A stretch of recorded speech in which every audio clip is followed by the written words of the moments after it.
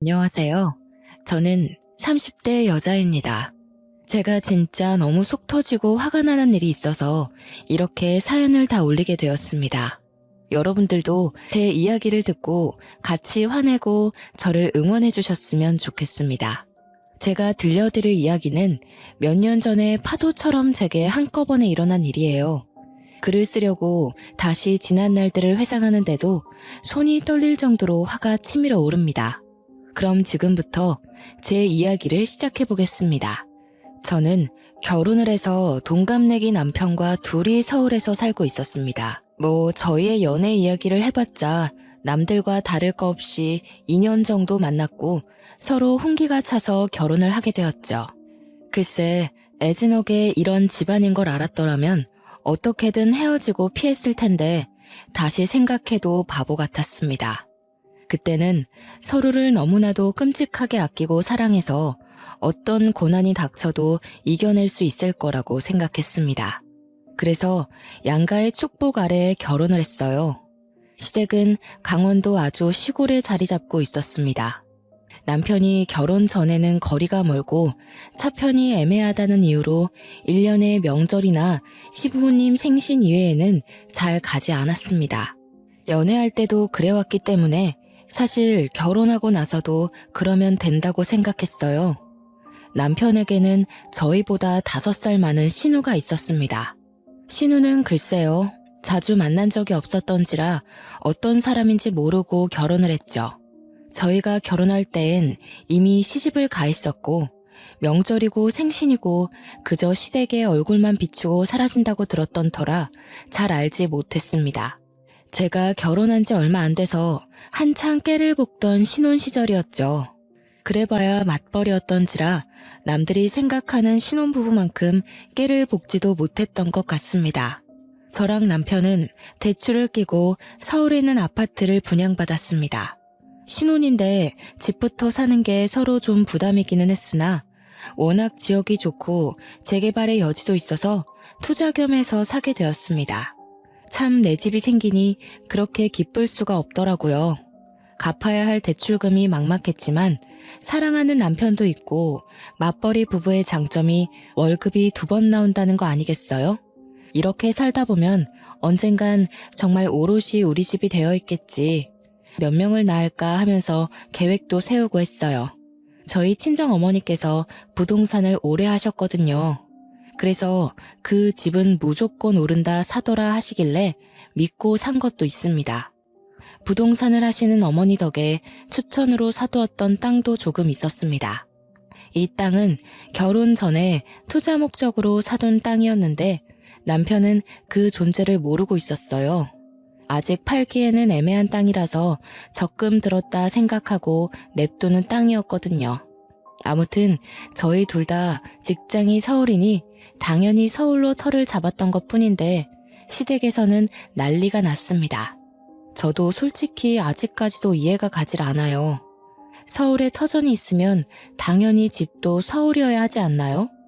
강원도로 오지 않고 친정 가까운 곳으로 집을 얻었다면서 시댁을 무시하냐고 난리가 났습니다. 아니, 집 살 때 이런 한 푼도 보태준 게 없으면서 왜 감나라 배나라 하는 건지 솔직히 어이가 없었어요. 강원도로 가면 당장 직장은 어떡합니까? 직장 때려치고 강원도로 간다고 치면 그럼 대출금은 누가 갚아주겠어요? 저는 시부모님께 솔직하게 말씀드렸죠. 시댁 식구 어렵다지만 시대도 바뀌었고 할 말은 하고 지내야 된다고 생각했어요. 그럼 저희 직장은 어떡해요? 당장 강원도로 오라는 말씀은 좀... 여자가 무슨 직장이야. 집에서 내조를 해야지. 그럼 저희 대출금은 그이 혼자서 갚으라는 소리예요? 아니, 너네 집 부동산 한다더니 땅도 조금 없드냐? 벌써부터 우리 아들 고생시키는 거야 지금? 꽤나 부자인 척 하길래 집도 턱턱 사주는 줄 알았더니 대출이라니. 알고 보니 남편이 대출받아서 산 집이라는 말도 안 했더라고요. 저는 첫 단추부터 삐걱거리는 느낌을 받았습니다. 하지만 이미 산 걸 어쩌겠어요? 부루마블도 아니고 팔겠습니다 하고 바로 팔 수 있는 것도 아니고요. 시어머니는 계속해서 말도 안 되는 고집을 부렸습니다. 저보고 남편이랑 같이 강원도로 발령받아서 오면 되지 않느냐고 하더라고요. 저는 기가 찼습니다. 발령이라는 게 제가 가고 싶다고 갈 수 있는 것도 아니고 안 된다고 계속 말하는데도 쓰잘데기 없는 고집을 부리면서 저한테 소리 지르는 것도 싫었고요. 저는 남편에게 이 이야기들을 전달하고 어머님께서 저런 식으로 우기면 전화도 안 받겠다고 엄포를 놓았습니다. 그 뒤로 어머니께서는 틈만 나면 제게 전화를 해서 주말에 강원도로 오라고 했습니다. 강원도도 춘천이면 지하철이라도 타고 가죠. 무슨 감자밖에 없을 것 같은 시골에 살면서 매주 주말마다 안 오냐 하시는데 미치는 줄 알았어요. 남편에게도 제가 몇 번이나 물어보았습니다. 아니, 자기, 결혼 전에는 1년에 서너 번만 갔다며? 근데 내가 결혼하고 나니까 또 마음이 바뀌셨나. 아무래도 며느리 자주 보고 싶어서 그런 거겠지. 자기가 워낙 싹싹하게 잘하니까 그런 거 아니겠어? 내가 바보야? 나를 예뻐해 주시는 거랑 부려먹는 거랑 구별도 못하게? 부려먹다니, 우리 엄마 그런 사람 아니야. 정말 인터넷에나 보던 우리 엄마 그런 사람 아니야 소리를 제가 듣고 있더라고요. 저는 남편도 제 편이 아닌가, 정말 말 그대로 남의 편인가 싶었죠. 얘야, 우리 밭에 구황작물 캐야 하니까 주말에 오거라. 저 주말에 특근 있어서 이번 주는 어려울 것 같아요. 그이 말 들어보니까 주말에만 일일 알바하는 청년들이 마을회관 가서 신청하면 온다던데. 그렇게 해보세요. 얘야, 다음 주에는 우리 마을 이장님 생신이라 잔치가 있는데 와서 일손 좀 거들거라. 저희 친척 오빠 결혼식이라서 거기 가봐야 할 것 같아요. 설마 연고도 없는 어머님 댁 마을 이장님 생신 챙겨드리느라 친척 결혼식에 가지 말라는 소리는 아니시죠? 얘야, 이제 여름인데 강원도는 시원하니 주말에 와서 우리 밥도 좀 차려주고 쉬다 가거라. 저도 서울이 너무 더워서 그이랑 주말에 펜션으로 놀러 가려고요. 어머님도 아버님이랑 근교에 여행이라도 다녀오셔요. 저는 아주 눈치가 없는 척하면서 요리조리 잘 피해 다녔습니다. 하지만 그런 레퍼토리도 많지 않아서 매주 주말마다 피해 다닐 순 없겠더라고요. 남편 눈치도 솔직히 좀 보이기도 했고요. 그래서 하루는 큰맘 먹고 남편이랑 그 먼 강원도 산골까지 찾아갔습니다. 제가 오니 마치 벼르고 있었던 사람처럼 온갖 소일거리를 다 들고 오시는데 진짜 기절하는 줄 알았어요. 무슨 시래기를 말리자고 일일이 손질해서 넣어놓으라고 하질 않나. 매운 고추씨를 빼야 된다면서 눈물 콧물 다 쏟다 못해서 매운 기에 피부까지 따갑게 만들기도 했고요. 반나절 놀다가 집으로 가려고 했는데 저한테 몸빼바지 쓱 던지면서 자고 가라고 하시더라고요. 남편은 아버님이랑 산책한다고 나가버리고 하나도 도와주지도 않고, 제가 평일에는 직장 다니면서 힘들게 일하고 주말에는 여기 와서 막노동을 하고 있다는 사실이 참 개탄스러웠습니다. 그래도 이렇게 한 번 하고 나면 몇 달은 잠잠해지겠지 싶어서 꾹 참았습니다. 몸빼바지를 입은 저를 보고 한바탕 크게 웃은 남편에게 조용히 눈으로 욕을 했더니 입 다물더라고요. 설마 자고 가려는 생각인가 싶었는데 남편도 편한 옷으로 갈아입더니 저녁은 언제 먹냐고. 진짜 저 주둥이를 꼬매버리고 싶다는 생각만 가득했습니다. 그래도 일이 이렇게 된 거 성심성의껏 밥상이나 차려보자 싶어서 시골 된장 구수하게 된장찌개 끓이고 각종 나물들로 무침도 하고 선물로 사간 고기도 양껏 구웠습니다. 남편과 아버님은 맛있다고 엄지척 올리시면서 식사 잘하는데 어머님만 깨작깨작 하시더라고요. 어머님, 입맛에 안 맞으세요? 아니, 된장을 얼마나 풀어넣은 거냐? 찌개는 도무지 짜서 못 먹겠고 나물들은 손맛 하나 없이 싱겁고 고기는 이렇게 설렁설렁 구워서 핏물 다 나오는데 역해서 이걸 우째 먹어? 이 고기는 진짜 비싸고 좋은 고기라서 살짝만 익혀 먹는 거예요. 된장찌개는 밥 비벼 먹기 딱 좋은데 나물은 제가 손맛이 좀 부족하긴 한가 봐요.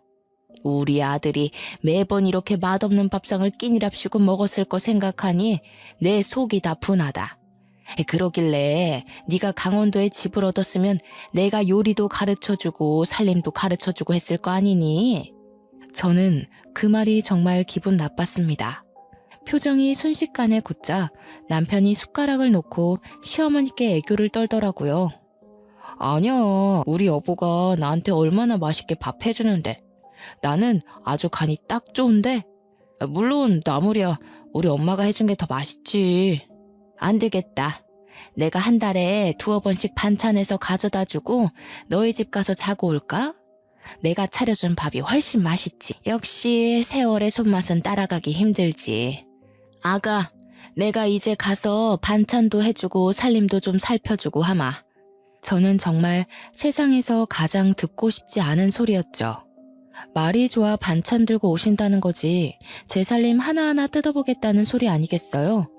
저는 싫다고 거절도 못하고 아주 어색하게 웃으면서 대답했습니다. 어머니, 그래도 저희끼리 스스로 해야 나중에도 서로 맞추기 편할 것 같아요. 제가 알아서 노력해서 잘 해볼게요. 너무 걱정 마시고 어머님은 아버님이랑 즐겁게 주말 보내셔요. 완곡한 거절이었지만 시어머니는 포기하지 않은 듯 궁시렁거렸습니다. 남편도 이때다 싶어서 주말에 우리 데이트도 해야 되고 하면서 어물쩍 넘겼죠. 참 눈치 없는 남편이었지만 이때만큼은 칭찬해주고 싶었습니다. 그렇게 어영부영 주말이 지나가고 서울로 다시 돌아와 저는 남편에게 앞으로 시댁 안 간다고, 자꾸 이런 식이면 명절에도 안 가겠다고 해버렸어요. 저희 친정 부모님은 사위 어색하고 불편할까 전화도 잘 안 하시는 분들인데 먼저 찾아가 본 적도 전화 드린 적도 없으면서 저만 일방적으로 효도해야 되는 게 어이가 없잖아요. 남편도 제가 성질내면 무섭다는 걸 알아서인지 더 이상 요구하지 않더라고요. 그렇게 어머님의 오라고 말하는 전화도 무시하고 일만 열심히 하며 살다가 명절 시즌이 다가왔습니다. 허리에 붙일 파스까지 단단하게 챙기고 강원도로 내려갔어요. 반나절 허리도 못 펴고 제사상에 올릴 반찬에 전에 과일 깎고 방앗간까지 다 다녀오고 나니 밤이더라고요. 제사상 차려서 절하는데 집으로 누가 쾅쾅거리면서 들어오는 거 아니겠어요? 저는 조상님이 살아 돌아오신 줄 알고 까무러칠 뻔했습니다. 근데 그건 시누이였어요. 뭐야, 제사 지내는 중이었어? 배고팠는데 잘 됐다. 절 다 했으면 나 이거 먹어도 되지? 멍 때리고 있는 가족들을 보면서 인사도 없이 먹겠다 하고는 제사상에 올린 음식들을 손으로 막 집어먹더라고요. 정신을 차린 시어머니께서 신우의 등짝을 한 대 때리셨죠. 하지만 신우는 왜 때리느냐고 콱 쏘아붙이더니 계속해서 제사상에 있는 음식들을 퍼먹었어요. 어느 정도 배가 불렀다며 배를 팡팡 때리면서 나왔어 하고 그제서야 인사를 하더라고요. 처음 봤을 때보다 살도 더 찐 건지 목이 사라지고 없더라고요. 더 시댁에 가지 않고 왜 친정에 먼저 왔니? 윤서방 그 자식 말도 꺼내지 마. 내가 진짜 더럽고 치사해서는. 아니, 왜 윤서방이랑 싸웠어? 싸우긴 뭘 싸워. 이혼했어. 뭐라고? 아버지 귀 먹었어요. 이혼했어, 이혼. 도장 꽝 찍어서 내가 이제 명절에 갈 시댁이 없어요. 그러니까 친정 왔지. 나 짐도 다 싸들고 왔어. 아직 내 방 있지? 신우는 자기가 원래 쓰던 방으로 들어가더니 그 안에 있던 잡동사니들을 다 거실로 끌고 나왔어요. 아니, 왜 내 방에 매주를 띄워놔? 냄새. 나 이제 여기서 지낼 거니까 뭐라 하지 마요. 나 쫓아내면 어디 갈 데 없어. 아니, 왜 이혼했는데, 어? 아니, 잠깐, 아예 서류까지 다 정리된 거야? 그런 거 아니고 홧김에 이혼하자고 한 거면 가서 빌어. 그러자 신우가 서류 하나를 들이밀더라고요. 등본이랑 가족관계 증명서였어요. 거기에는 남편이 빠져 있었습니다. 내가 이런 걸로 왜 거짓말을 쳐? 이혼했어. 저는 명절에 일어난 아주 빅사건이다 싶었죠. 왜 이혼했는지 궁금했는데 차마 올케가 그런 걸 물어보기도 좀 그렇잖아요. 모양새 빠지게 할 순 없어서 궁금한 거 꾹 참고 기다렸더니 멍하니 있던 남편이 물어보더라고요. 아니 누나, 왜 이혼했는데? 말해서 뭐 어디다 써? 바람이지. 내가 진짜 그 더럽고 치사한 새끼를. 아무래도 신운의 전 남편이 바람을 펴서 이혼한 것 같았습니다. 흥미진진하게 듣고 있던 제게 아주 벼락 같은 일이 벌어졌어요. 예, 네가 강원도에서 뭐 해먹고 살겠니? 여기는 직장도 없고 뭐 알바할 자리도 없다. 너 그러지 말고 기훈이 따라서 서울 가. 기훈이는 제 남편이었습니다. 저는 흥미롭게 이야기를 듣고 있다가 벌떡 자리에서 일어났습니다. 신우를 지금 우리 집에 데려가라는 소리인가요? 라는 말이 목구멍 끝까지 나왔지만 꾹 삼켰어요. 일단 이성을 찾는 게 먼저라고 생각해서 심호흡을 한 채 남편을 바라보았죠. 기훈이 너도 누나 내칠 생각하지 말어. 네 누나 그래도 시집 가기 전에는 이것저것 많이 했던 거 알지? 서울 가면 여기보다야 훨씬 살기 좋으니까 일단 기반 잡을 때까지만이라도 너네 집에서 있게 해라. 그래, 내 생각에도 이혼까지 해서 이제 혼자 먹고 살아야 하는데 그래도 기훈이네 집에 가 있으면 안심이라도 되지. 며느리가 또 알뜰살뜰 챙겨줄 텐데 말이야. 우리 딸 구박하지 말고 밥도 잘 챙겨주고 그래야 된다. 알았니 아가? 저희 의견을 다들 안 들어보시고 정하시는 거예요? 왜? 옳게. 내가 가는 게 불편해? 나도 엄마 아빠 말 들어보니까 여기 산골에 박혀서 빈둥빈둥 하는 것보다야 서울 가는 게 낫겠다 싶은데. 나 나름 전문직이었어. 취직하기 어렵진 않을 거야. 서울엔 또 일자리도 많고 교통도 편하고 하니까 내일 집에 갈 때 나 좀 태워가. 다짜고짜 통보를 해대는 턱에 제가 방어하기는 쉽지 않았습니다. 남편에게 도움을 요청했지만 곰곰이 생각하던 남편이 꺼낸 말은 아주 반전이었습니다. 그래, 우리 방 하나 남으니까 거기에 일단 지내는 걸로 하자. 누나가 돈 좀 모으면 그때 원룸을 어떤지 해서 나가는 걸로 하면 되겠네. 오케이, 콜. 결국 다음날 날이 밝자마자 서울로 가자면서 차에 냅다 짐을 실어버리는데 제 이성은 가출해버렸습니다. 저는 남편의 옆구리를 꼬집었고 남편은 또 거기서 눈치 없이 악소리를 내더라고요. 꼬집어. 아니 내가 언제 꼬집었다고 그래? 시부모님께서 저를 빤히 보고 계셨기 때문에 일단 발뺌을 했죠. 신우는 제 눈치가 어떤지 빤히 아는 것 같았음에도 불구하고 모른 척 차에 타더라고요. 갈 때 휴게소 들릴 거지? 나 호두과자랑 알감자 사 먹게. 저희는 그렇게 휴게소까지 알차게 들러서 서울에 왔습니다. 냅다 방 하나를 차지하더니 잘 테니까 밥 차리면 부르라고 하더라고요. 저는 제가 무슨 몸종이라도 된 줄 알았습니다. 우라통이 터지는 거 뭐 어쩌겠습니까? 머리채 잡고 싸울 것도 아니고 그것도 시댁 식구인데 내쫓을 수도 없어서 참았어요. 그래도 6개월 안에는 나가겠지 싶어서 지옥 같은 생활 조금만 버티자는 마음으로 참았죠. 명절이 끝나고 저도 직장인이니까 출근을 해야 하잖아요. 아침에 간단하게 토스트 해먹고 출근해서 열심히 일하고 퇴근하고 집에 왔는데 집안이 개판인 겁니다. 진짜 빨래가 수두룩하게 쌓여있고 점심 먹은 설거지도 하나도 안 해놨더라고요. 남편이랑 구워 먹으려고 사다 놨던 소고기도 야무지게 먹었는지 빈 꽉만 쓰레기통에 담겨 있는데 너무 화가 났습니다. 언니, 아무리 그래도 드신 건 정리를 하셨어야죠. 내가 오늘 좀 바빴어. 거기 빨래 보이지? 내가 며칠 동안 가방에 넣어놨더니 냄새 나더라. 그것 좀 빨아놔. 내일 입을 옷이 없어. 신우는 그 한마디 띡 던지고는 방에 들어가더라고요. 저는 빨래통 앞에서 한참을 서성이다가 신우 방문을 벌컥 열었습니다. 글쎄, 제가 회사 일을 다 마치지 못하고 집에 오면 사용하는 업무용 노트북으로 고스톱을 치고 있지 않겠어요? 어머, 그게 제 노트북이에요. 일할 때 쓰는. 그냥 방에 굴러다니던데. 내가 좀 쓸게. 내가 컴퓨터를 못 챙겨왔어. 거기에 업무 자료도 있어서 안 돼요. 이리 주세요. 자료? 아, 무슨 폴더에 서류 이렇게 써있던 거? 내가 게임 깔아야 되는데 용량이 없어서 그거 지워버렸는데. 저는 정신이 가출해버렸습니다.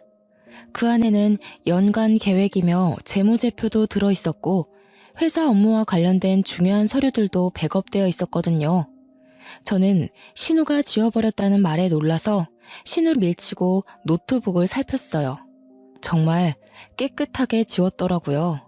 저는 일할 때 쓰는 중요한 자료인데 그걸 지우면 어떡하냐고 소리를 질렀어요. 저한테 물어보지도 않고 그걸 그냥 지우고 쓰시면 어떡해요. 그것도 고작 고스톱 치느라 지금 제 업무 손실이 어떤지 아세요? 나 기훈이한테 물어봤는데 그냥 쓰라길래 쓴 거야. 저는 남편에게 전화를 걸었습니다. 남편이 퇴근 중이라며 조금만 기다리라고 하더라고요. 집에 들어서자마자 남편에게 슬리퍼를 집어던졌어요. 너 지금 내 동생한테 뭐 하는 짓이야? 당신이 내 노트북 써도 된다고 했어? 누나가 인터넷으로 뭐 좀 할 거 있다고 해서 쓰라고 했지. 왜 오자마자 슬리퍼를 던지고 그래? 무슨 일 있어? 고스톱 게임 하시느라 내 업무 서류를 다 포맷해버렸어. 이거 어떡할 거야? 내 자료들 다 어디서 복구하냐고. 옳게. 웃긴다. 그거 회사 가면 다 있는 거 아니야? 그리고 그렇게 중요한 걸 개인 노트북에다가 저장해두면 안 되지. 옳게 횡령하고 그러는 거 아니지? 저는 그걸 말이라고 하는지 슬리퍼를 던졌다고 화가 난 남편은 신우 말에 동의하면서 저에게 그렇게 중요한 자료면 미리 USB에 넣어놔야 하는 거 아니냐고 했어요. 솔직히 틀린 말은 아니지만 어차피 저 혼자 쓰는 노트북이고 업무 이외에는 쓰지 않아서 안일하게 생각했었죠. 그 사건은 해결되지 않은 채 제가 회사에서 업무를 2배 더 보는 걸로 마무리가 됐습니다.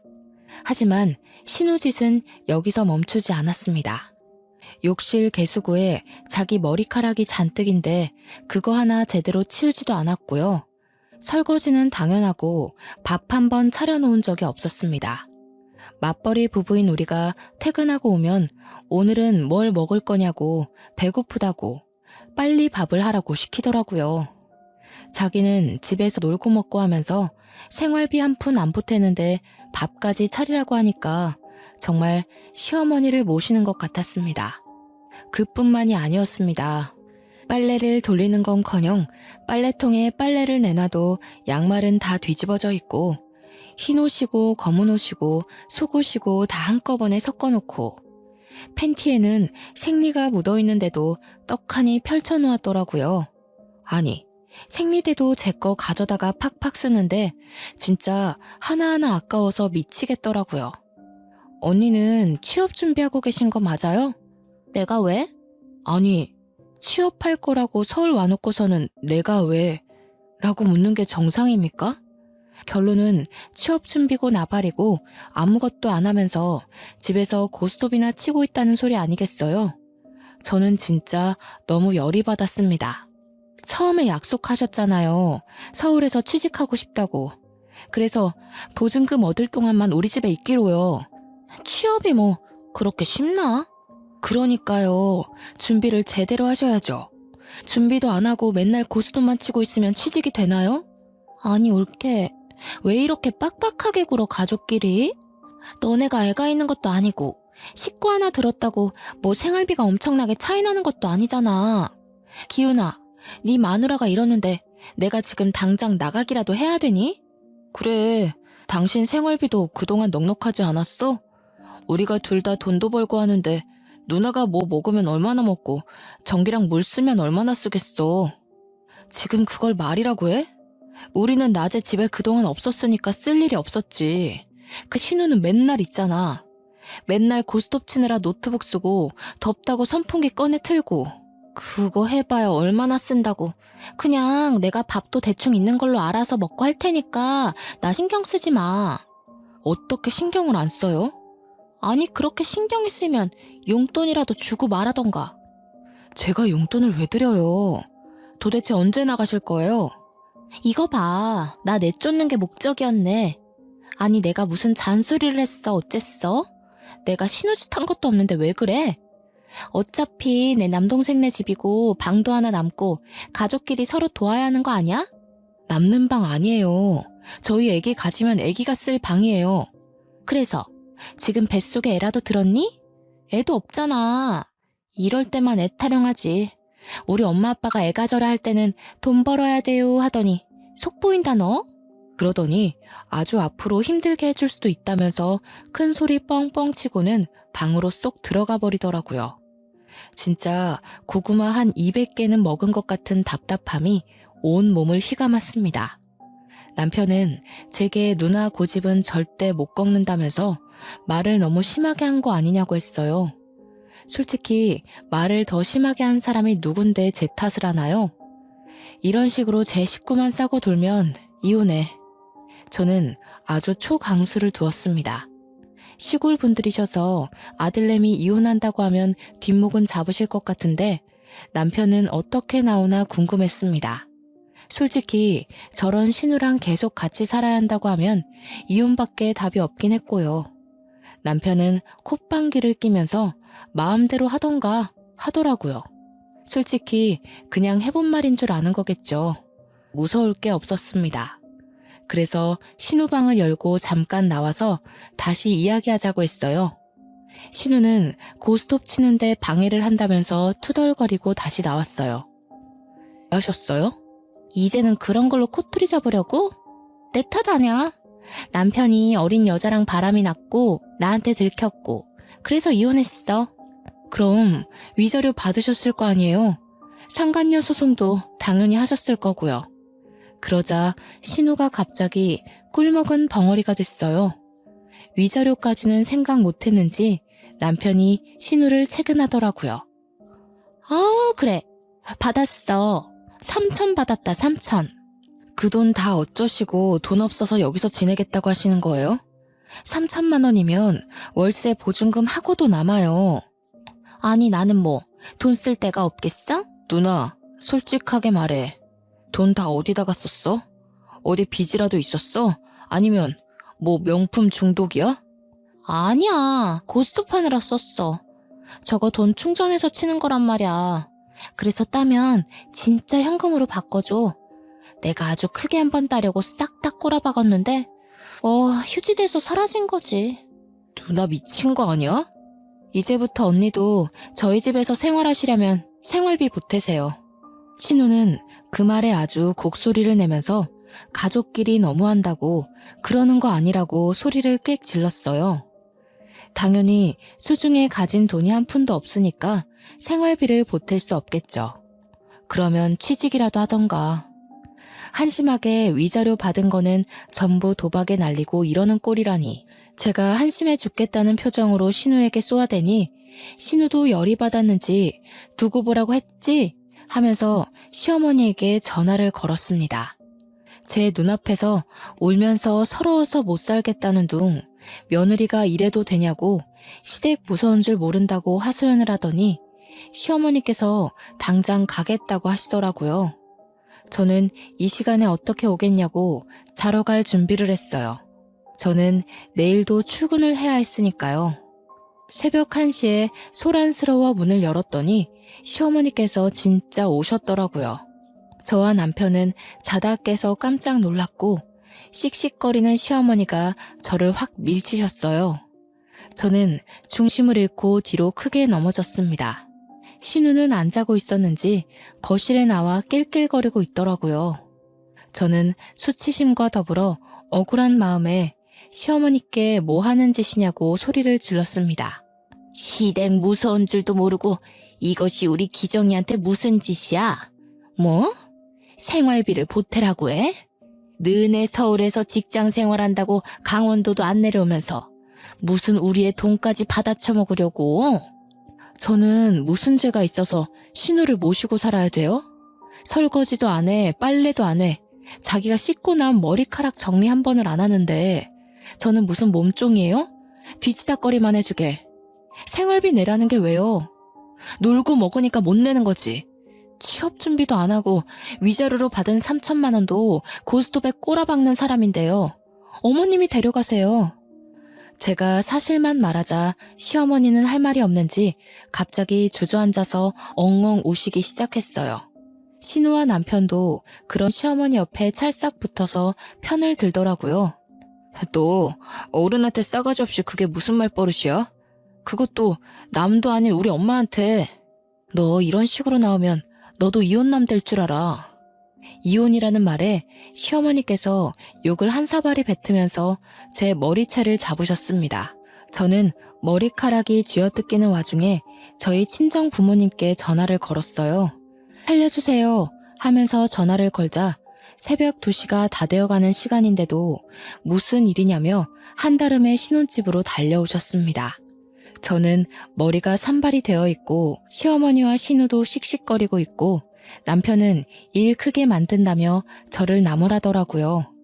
저희 부모님은 그 꼴을 보고 너무 열이 받았는지 저한테 싹 다 이야기하라고 했고 저는 시어머니의 시집살이부터 시작해서 신우가 우리 집에 온 것까지 빠짐없이 일러 바쳤습니다. 이런 망할 집구석을 봤나. 당장 이혼해.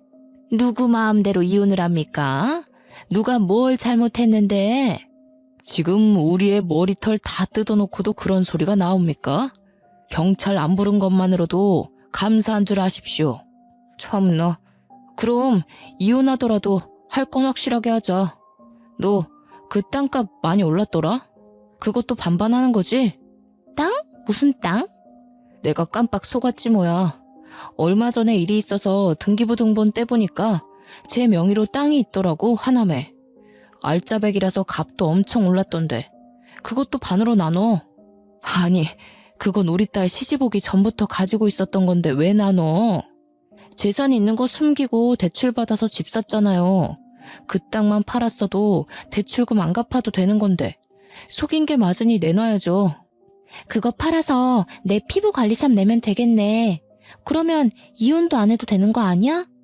나는 샵 운영하면서 수익금 나면 생활비 내면서 여기서 살고 나 취직도 하는 거고 다 좋은 거 아니야? 언니 머리에 똥만 가득 찼어요? 내가 그걸 팔아서 왜 언니 가게를 내줘요? 우리 집 대출금도 갚고 있는 마당에. 요망한 기집애. 재산이 있으면서도 그게 아까워서 숨기고 우리 아들 뼈 빠지게 일한 돈으로 대출금을 갚으라고 시켜? 아들만 대출금 갚았나요? 저도 같이 갚고 있거든요. 이 집 공동명의예요. 아주 개판으로 싸움이 나자 저희 어머니께서 저를 말렸습니다. 어차피 결혼 전에 받은 재산이기 때문에 나누지 않아도 된다고 정 그러면 변호사라도 선임하겠다고 했어요. 시골 분들이니 변호사 이야기 나오자 시어머니께서 입을 꾹 다무시더라고요. 저는 남편에게 친정에 가 있을 테니 이혼 서류 준비하라고 했습니다. 말했다시피 집은 공동명의니까 이혼해도 딱 반으로 나눠. 팔아서 대출금 갚고 남은 돈 반으로 가르자고. 알겠어? 저는 친정 부모님과 함께 짐을 싸서 친정으로 피신했고요. 다음날 정신이 들었는지 미안하다고 잠이 덜 깨서 상황 파악을 못한 것 같다고 비는 남편에게 소용없다고 했습니다. 남편은 친정까지 찾아와서 빌었지만 저희 아버지께서 소금을 뿌려 쫓아냈고요. 합의 이혼 안 해준다는 말에 결국 변호사를 선임했고 조정기간 동안 협의가 잘 돼서 아파트는 제가 말했던 대로 처분하기로 했습니다. 맘 같아서는 위자료까지 받아내고 싶었지만 그러면 소송기간이 길어질 수 있다는 변호사의 말에 포기했습니다. 저는 법원을 나와 저를 붙잡으려던 남편을 뿌리치고 똑똑히 들으라며 말했어요. 너랑 살았던 그 3년 남짓한 시간이 아주 지옥이었어. 너네 누나한테도 가서 전해. 그깟 인터넷 고스톱에 3천만 원을 쓸 정도 도박 중독이라고. 그거 꼭 치료받으라고.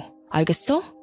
저는 저를 기다리고 있는 아버지의 차에 올라탔고 이혼 절차가 마무리되자마자 핸드폰 번호도 바꾸어버렸습니다. 남편 번호도 차단해버렸고요. 시댁과 관련된 모든 번호를 차단했습니다. 솔직히 회사까지 찾아오진 않을까 한동안 겁먹고 조용히 지냈는데 그런 몰상식한 짓까지는 하지 않더라고요.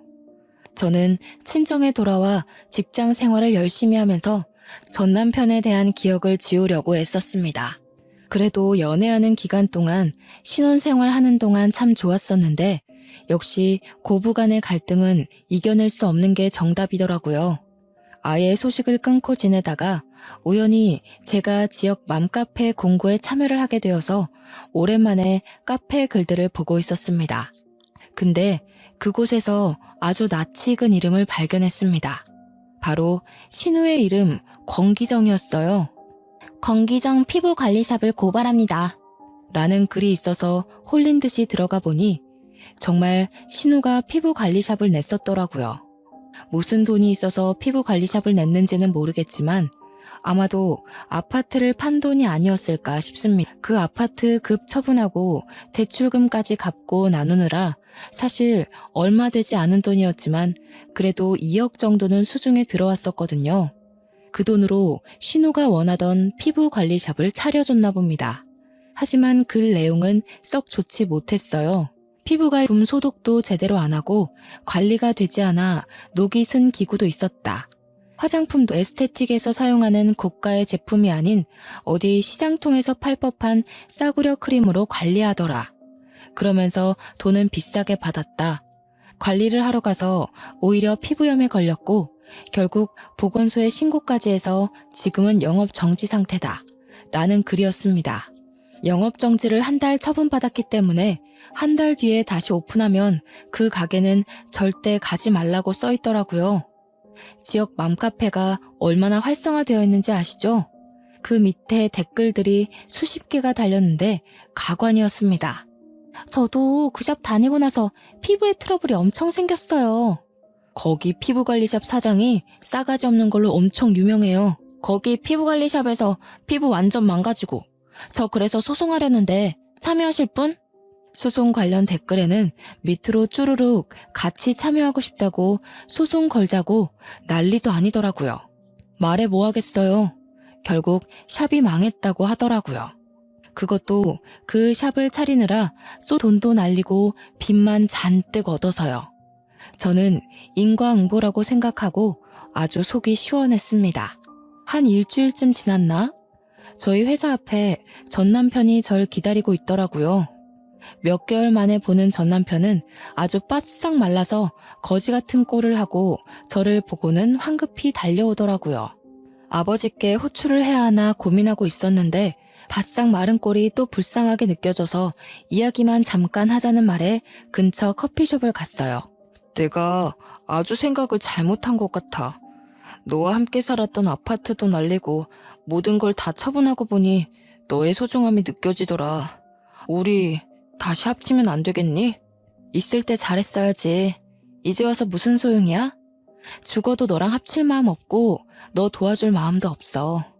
너 지금 신우가 피부관리샵 했다가 망해서 돈도 잃고 빚만 생겨서 이러는 거 아니야? 제가 한 말에 아주 전곡이라도 찔렸는지 뜨끔하더라고요. 너 그걸 어떻게 알아? 혹시 지역 맘카페며 보건소며 신고한 게 너야?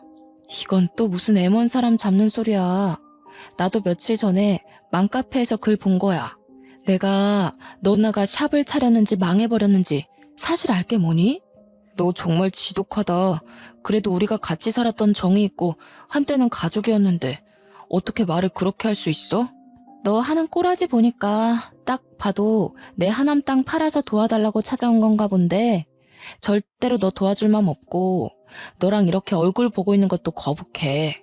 다신 나 안 찾아왔으면 좋겠어. 저는 그렇게 자리를 떼고 일어났습니다. 하지만 이 스토커 같은 가족들은 맘카페에서 제 핸드폰 번호를 찾았는지 저한테 연락을 계속 하더라고요. 내가 서울 산다고 욕심 안 낼 테니까 내 동생이랑 다시 재결합해. 다시는 도달라고 안 할 테니까 이번 한 번만 도와주렴. 너네 아파트 팔았던 돈 그거 가지고 있지? 우리 좀 빌려다오. 저는 두 번 다신 연락하지 말라고 엄포를 놓고는 연락을 받지 않았습니다. 그러다가 또 전 남편이 저에게 연락을 했더라고요. 화가 나서 답장을 하려고 문자 메시지를 열었는데 전 시아버지의 부고 문자였습니다. 전 시아버지는 신우가 보증금 좀 해달라고 하도 바락바락 물고 늘어져서 무리해서 집 담보로 1억을 대출해줬는데 알고 보니 그 돈으로 신우가 고스톱을 친 거였어요.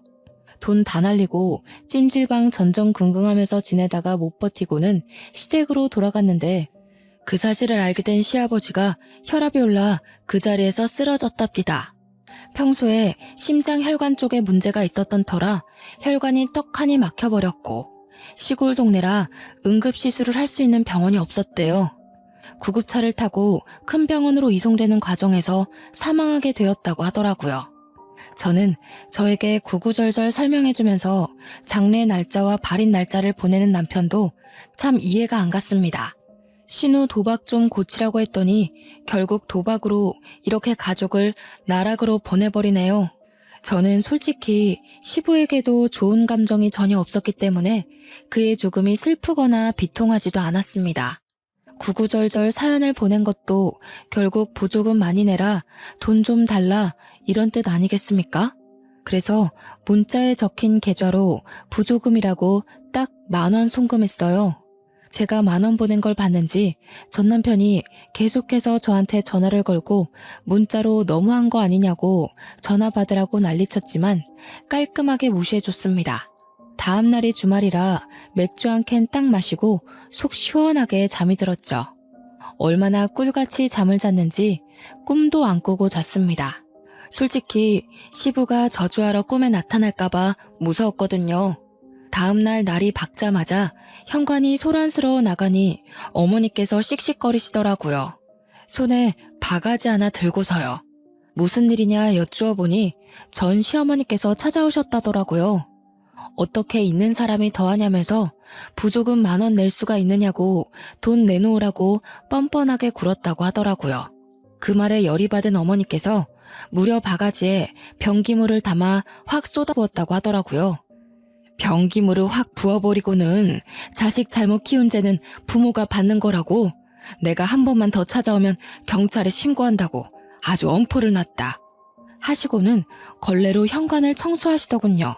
그 뒤로 정말 뭐가 무서운 건지 저한테 연락 한 통 없었습니다. 후에 들리는 소문에는 신우의 망나니 짓이 소문이 나서 남편이 이혼당한 거라고 회사의 얼굴을 들고 다닐 수 없을 정도라네요. 간간히 지역 맘카페에도 아직 오르락 내리락 하는 것 같고요. 저는 이혼이라는 인생의 오점이 남았을지언정 지금은 너무나도 행복하게 살고 있습니다. 제 이야기 어떠셨나요? 확실히 너무나도 열받는 이야기죠? 화나는 일은 여기다 다 풀어버리시고 우리 행복한 일만 생각하도록 해요. 이야기를 들어주셔서 감사합니다.